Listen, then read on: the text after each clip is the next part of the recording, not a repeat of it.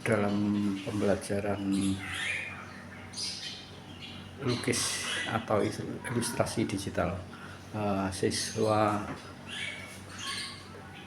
dipaksa untuk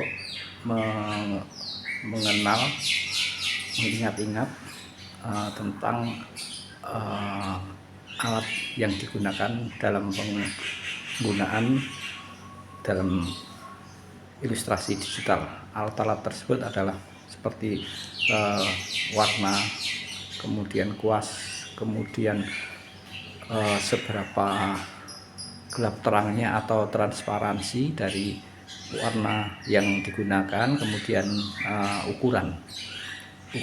Jadi menyesuaikan dari kanvas yang sudah dipilih,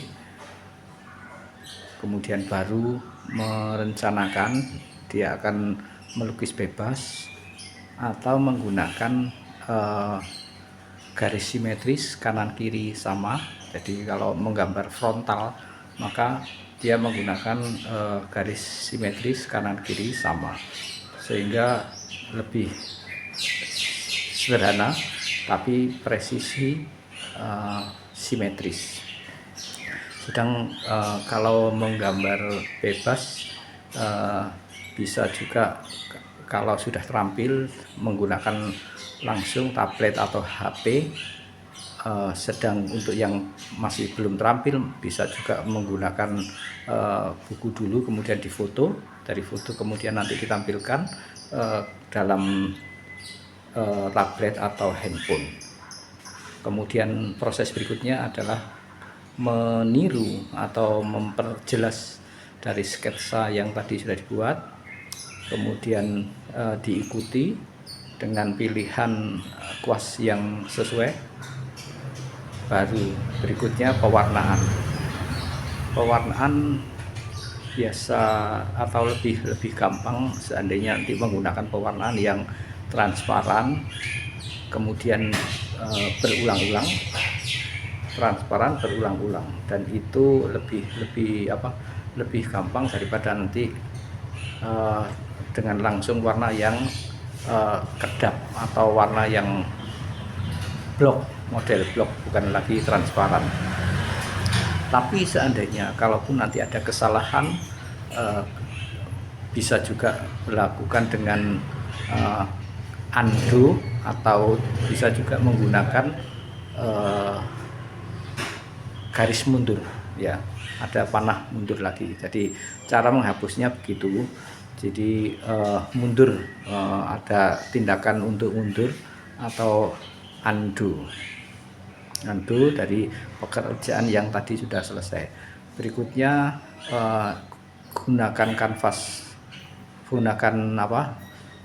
kuas yang sedang dulu, kemudian baru berangsur-angsur kepada yang kecil, terutama kecil. Jadi kecil itu mempertajam detail, supaya kelihatan lebih jelas. Itu perlunya digunakan besar kecil, zoom in zoom out dengan menggunakan dua tangan. Kemudian tangan berikutnya menggunakan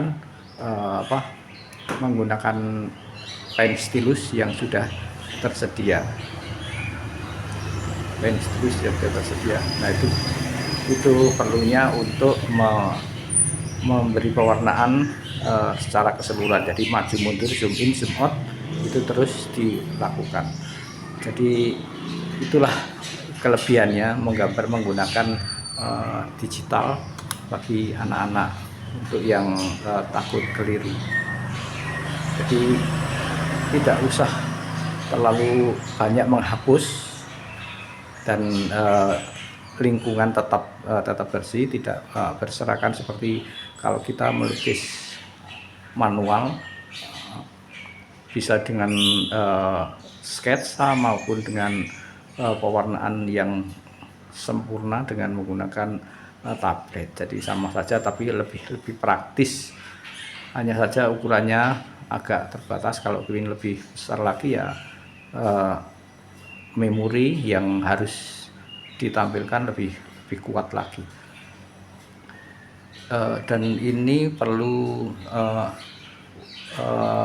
disesuaikan dengan ingatan anak-anak yang menggunakannya. Jadi misalkan untuk siswa TK, saya kira untuk menggambar digital ya kurang pas. Tapi seandainya kalau sudah SD, maka ingatannya sudah cukup mampu untuk mengidentifikasi seberapa perlu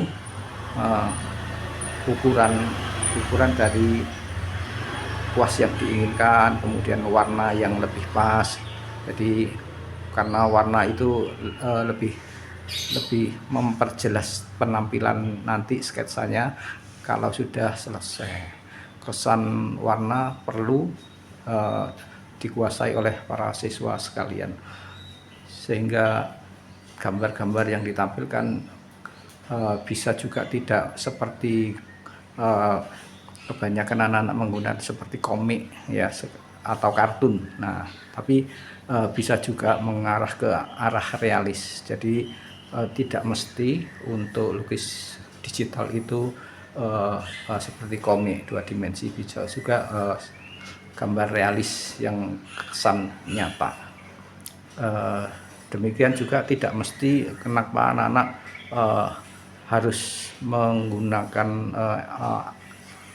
gambar imajinasi ya, animasi. Nah, tidak harus begitu, bisa juga untuk gambar yang khas pemandangan, bisa juga khas ilustrasi, tapi sifatnya realis, tidak harus seperti komik.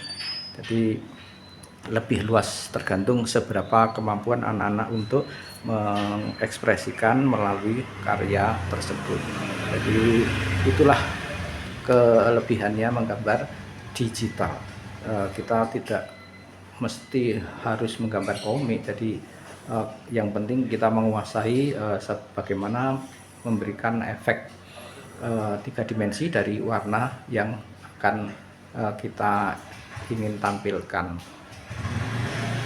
dengan tidak mengurangi proporsi atau komposisi dari gambar yang ditampilkan pada kanvas yang sudah dipersiapkan. Saya kira begitu. Untuk lebih jelasnya, ini adalah langsung dipraktekkan.